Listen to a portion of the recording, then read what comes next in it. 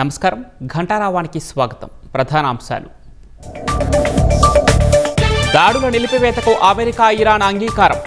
Hormuz జలసంధిపై ఖతార్లో చర్చలకు అవకాశం.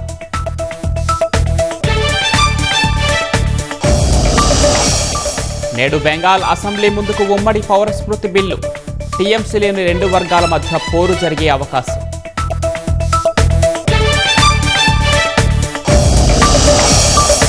El Niño తీవ్రత దృష్ట్యా ప్రత్యామ్నాయ పంటలు వేయాలి.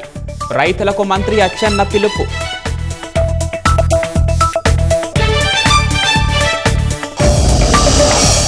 పల్నాడు జిల్లా లింగాపురంలో మహిళ అనుమానాస్పద మృతి. ఘోరంగా హింసించి హత్య చేసినట్లు గుర్తింపు.